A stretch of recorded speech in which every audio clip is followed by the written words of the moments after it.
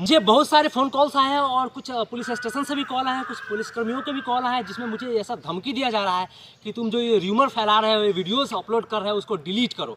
और उसको डिलीट करने के लिए मेरे ऊपर प्रेशर आ रहा है। आई रेस्पेक्ट एवरीवन इक्वली। मैं सभी को एक नज़रिए से देखता हूँ। और जहाँ तक बात रही कि र्यूमर फैलाने की, तो मैं पहले ही बता चुका है, मैं कोई जर्नलिस्ट नहीं हूँ और नहीं मैं कोई यूट्यूबर हूँ। मैं पहले ये चीज़ क्लियर कर चुका हूँ। मैं र्यूमर नहीं फैला रहा हूँ और किसी तरीके का ये र्यूमर नहीं है। ये मेरे दिल से आई हुई आवाज़ है और मेरे पास लगभग 450 फौजियों का कॉल आया है, जिनमें से नंबर्स, अनकाउंटेबल नंबर्स ऐसे केसेस हैं जिनके साथ ऐसी घटना घटी है, जो पुलिस कर्मियों के साथ इनका इंटरेक्शन हुआ है, इनकाउंटर हुआ है। और पुलिस कर्मियों के साथ ऐसे बहुत सारी घटना, लगभग 450 से ज़्यादा कॉल्स आए हैं अपने सिर्फ बिहार से। ओवरऑल मेरे पास लगभग 700 से 800 कॉल आए हैं पूरे भारत से, जिसमें से 400 से 500 कॉल सिर्फ बिहार से हैं, जिसमें ऐसी घटनाएं हमारे फौजी भाइयों के साथ घटती हैं। लेकिन वो क्या है, फुल डिसिप्लिन्ड है, वो ओवरलुक कर देते हैं, नज़रअंदाज करके निकल लेते हैं। बिकॉज यही उनको सिखलाया जाता है, उनका डिसिप्लिन में है कि ओवरलुक करो ये सब चीज़ों के, छोटी छोटी चीज़ों को ओवरलुक। हम भी करते आ रहे थे और हमने भी किया है। लेकिन अचानक पुलिस वाले ने मेरी गाड़ी को चेक करना शुरू कर दिया, मेरे डिग्गी खोलो, डिग्गी चेक कराओ। क्यों भाई, ये अचानक सब क्यों मेरे साथ हो रहा है? ये मेरे को टारगेट किया जा रहा है, मेरे ऊपर प्रेशराइज किया जा रहा है कि मैं वीडियो को बनाऊं। तो मेरे को उससे कोई फ़र्क नहीं पड़ने वाला है, मेरे को उससे कुछ भी फ़र्क नहीं पड़ने वाला है। अभी मैंने पहले डिसाइड कर लिया कि या तो अभी नौकरी करूंगा तो सीना चौड़ा करके गर्व के साथ करूंगा कि मैं इस देश का जवान हूं, वरना इस वर्दी को समर्पित करके आ जाऊंगा वापस मुजफ्फरपुर में। इसलिए और सिर्फ मुझे उस भाई लोगों का, उस जवानों का, उस देशभक्त लोगों का सहयोग चाहिए, जो मेरे साथ इस घटनाओं में और मेरे साथ इन सारे पल में मेरा साथ दे। और सिर्फ और सिर्फ मुझे उन्हीं का ही सपोर्ट चाहिए।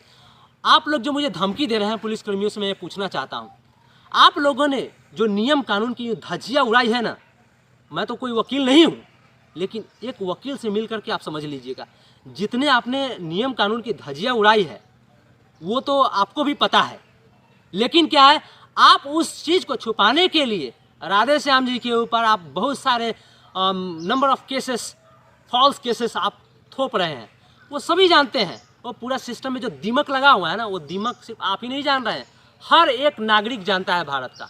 आप समझ रहे हैं? और चाहता तो वो बंदा बहुत कुछ कर सकता था, चाहे वो फिजिकली हो या डॉक्यूमेंट के माध्यम से हो, ऑफिशियली हो, 323 के तहत हो या 99 CRPC के तहत हो या किसी भी तहत। आपने सिंपली सी चीज़ देखिए ना, आपने उसको अंडर कस्टडी में लिया, मोर देन 24 आवर आपने रखा कैसे? क्या आपको किसने ये ताकत दी? ये इंडियन कॉन्स्टिट्यूशन में आपने क्या आपको अधिकार दिया हुआ है कि आप किसी को सजा दें? अब है आपको अधिकार? मैं आपसे पूछना चाहता हूं कि आपके पास अधिकार है आप किसी को सजा दें? नहीं। आप एक सिविलियन को सजा दे नहीं सकते हैं, एक फौजी को रोड पे घसीट के मार रहे हैं और ऐसा बदसलूकी कर रहे हैं, और आप हमें धमकी दे रहे हैं और हमें प्रेशराइज कर रहे हैं।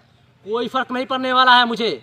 मैं नंबर भी दे रखा हूँ, ये मेरा फोटो क्लिक कर लीजिए। मुझे I don't care bloody fucker any one of them, मुझे कोई फर्क नहीं पड़ता है और मैं ऐसे ही रहूँगा। और मेरे साथ लगभग 80,000 लोग जुड़ चुके हैं, जिसमें से मोर देन 60,000 अपने बिहार के ही हैं, और भी अदर स्टेट्स और अदर डिस्ट्रिक्ट से मेरे साथ लोग जुड़ रहे हैं, जिसमें से आउट ऑफ देम 95% फौजी हैं जो इंडियन आर्मी से ताल्लुकात रखते हैं, और 10% 5% ऑलमोस्ट वो सिविलियंस हैं जिनके अंदर देशभक्ति का जज्बा उनके रग रग में भरा हुआ है। ऐसे लोग मेरे साथ जुटे हुए हैं, तो मुझे डरने की कोई ज़रूरत ही नहीं है। और मैं हर एक कदम पे इससे भी ज़्यादा स्ट्रॉन्ग स्टेप उठा करके आगे बढ़ूंगा। जिसको जो उखाड़ना है वो उखाड़ ले, और मुझे कोई फ़र्क नहीं पड़ता है। अगर मेरे बातों से किसी को दुख पहुँचता है तो बहुत मुझे इसके लिए खेद है, लेकिन मैं अपने आप को रोक नहीं पा रहा हूँ। एक्चुअली जो घटना हमारे वर्दी के साथ घटी है, वो इनफैक्ट यहाँ तो कहीं भी नहीं घटना चाहिए।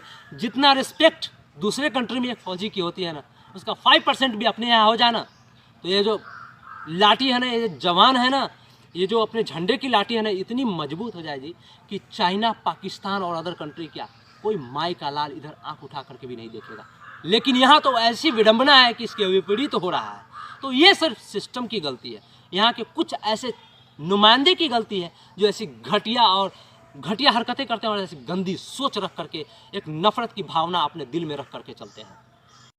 प्रेशराइज करें और कितना भी दबाव डालें, मैं ऐसे ही आगे बढ़ता रहूँगा। और जब तक मेरे साथ ये पूरे देशवासी हैं, पूरे देश के नागरिक हैं, ये जवान फौजी लोग मेरे साथ हैं, मेरा कोई बाल ही बाका नहीं कर सकता है।